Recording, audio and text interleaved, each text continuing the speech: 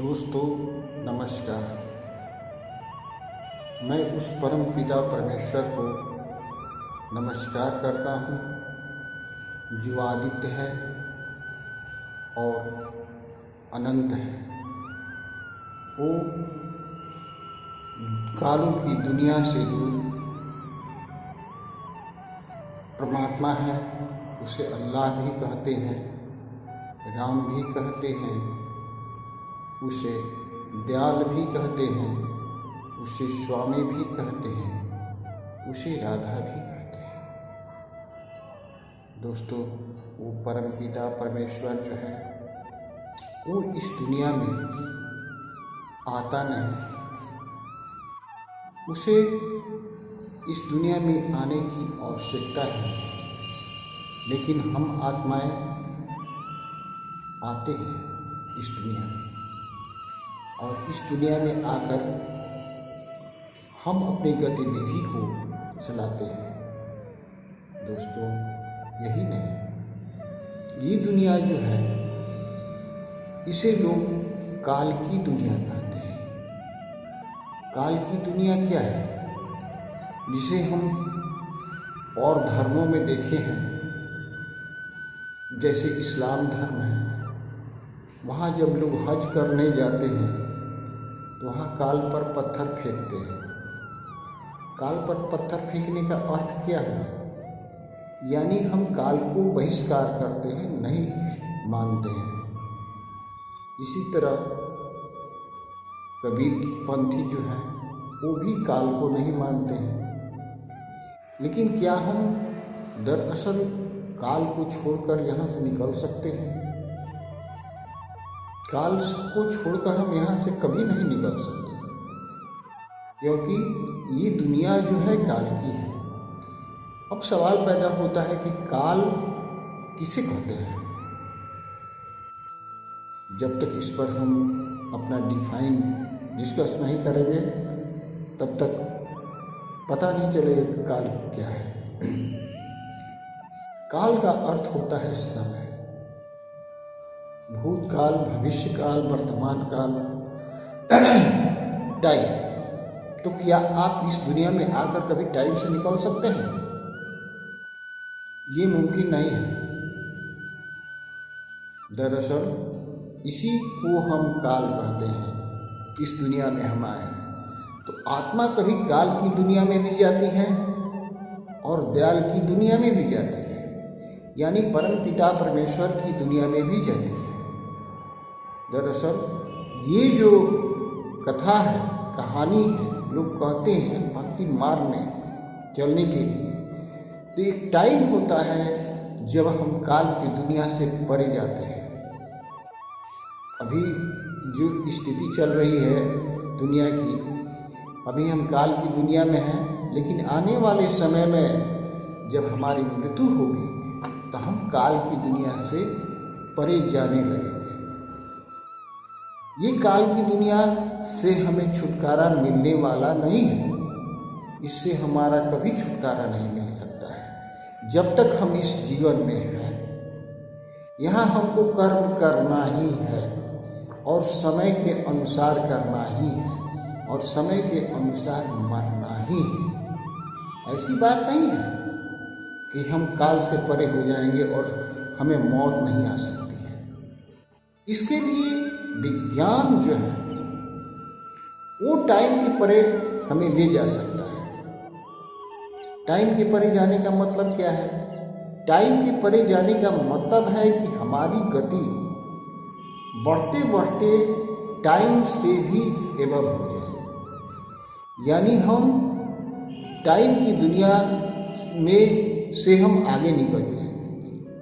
Time की दुनिया से हम कैसे आगे निकलेंगे?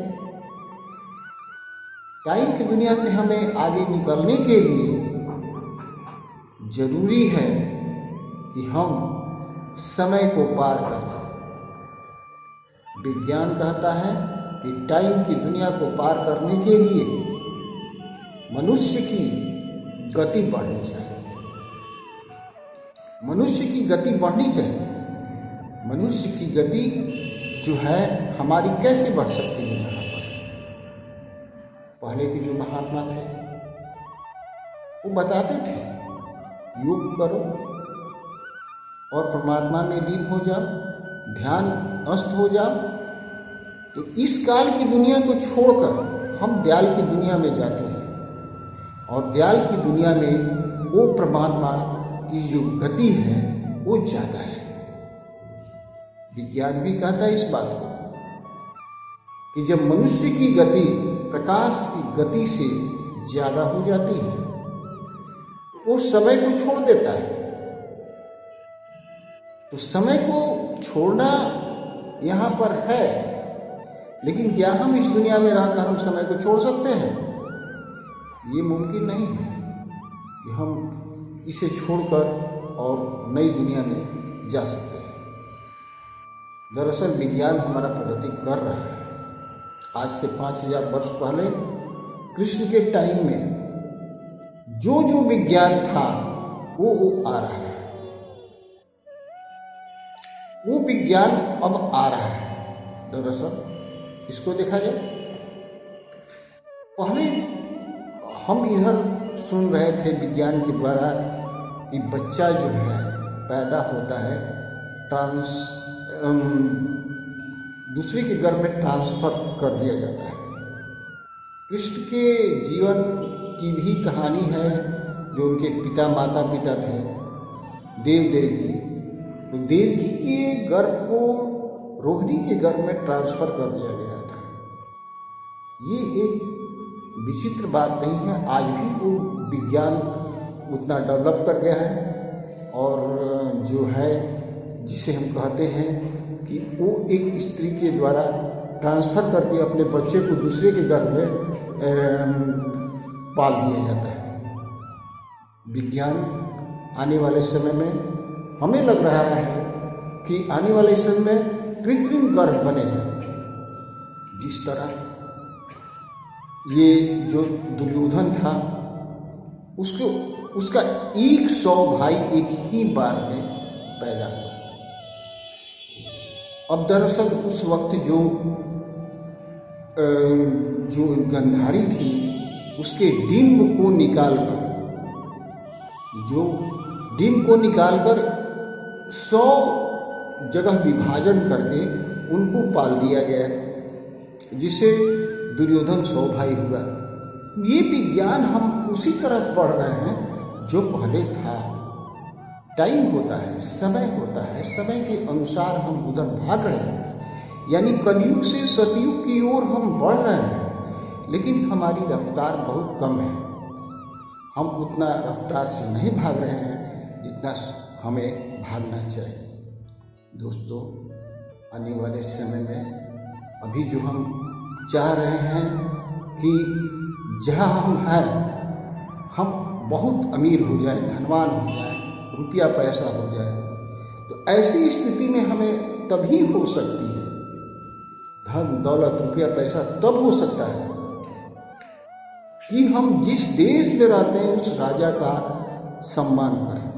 यानी अभी हम काल की दुनिया में हैं तो टाइम का सम्मान करें और टाइम के साथ ही चलें।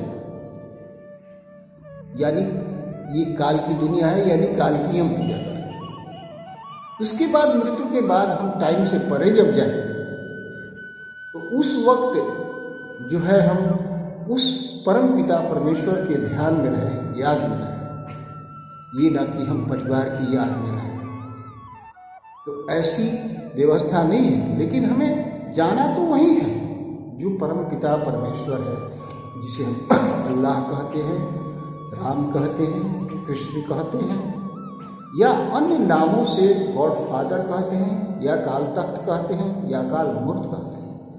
हम जाएंगे वहीं, लेकिन उस परम पिता परमेश्वर के सानिध्य में जाने से पहले हमें इस दुनिया को भी देखना है।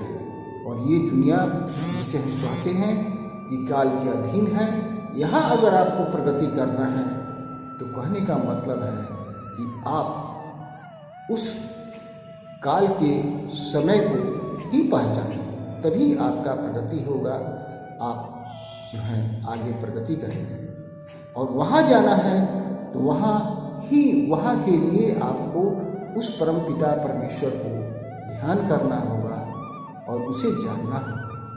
दोस्तों, इस दुनिया में रहकर हम उस दुनिया की बात को नहीं समझ सकते, नहीं जान सकते। इतना तो समझ तय है, ये आने वाले समय में ईश्वर का निश्चित पदार्पण धरती पर होने वाला है।